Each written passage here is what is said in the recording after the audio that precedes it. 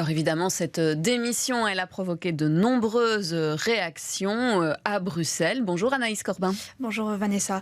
Alors, en effet, tout d'abord, le ministre-président Rudy Verwoerd affirme respecter la décision digne de Pascal Smet. Il annonce perdre un camarade de route très impliqué pour sa région. D'autres réactions au sein du gouvernement régional. Le ministre de l'Emploi, Bernard Clarfailly, parle de correction politique. Le chef de groupe PS au Parlement bruxellois, Ridouane Chaïd, parle lui d'un acte responsable qui devrait en inspirer d'autres. Chez Ecologroen, la ministre bruxelloise de la Mobilité, Elke van den Brand, souligne une décision courageuse et remercie le secrétaire d'État pour avoir construit un Bruxelles meilleur. Du côté de l'opposition qui avait réclamé sa démission, le MR annonce l'expiration d'une invitation à détruire Bruxelles. La chef de groupe Les Engagés au Parlement bruxellois, Céline Frémaux, parle d'une démission inéluctable. On l'écoute.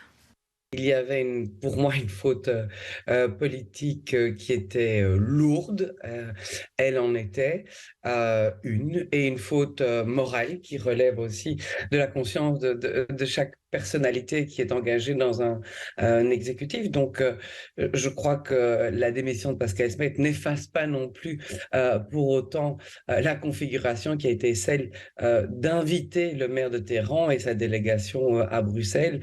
Ça a été pour moi quelque chose d'extrêmement grave, en fait, qui abîme la crédibilité et l'honneur de la région de Bruxelles-Capitale. Et je salue le geste de Pascal Smet parce que ce n'est jamais un geste anodin dans une vie politique, et je souhaite surtout le meilleur pour l'avenir avec la créativité et l'énergie qu'on lui connaît pour développer des projets positifs.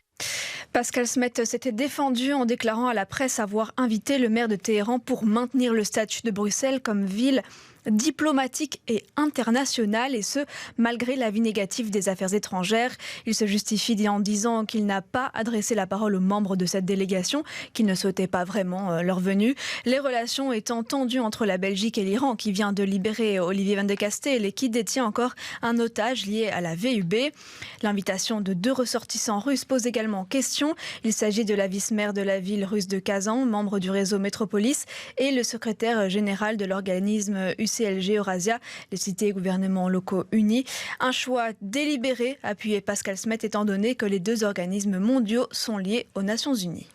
Merci beaucoup Anaïs Corbin pour ces réactions qui n'ont pas manqué.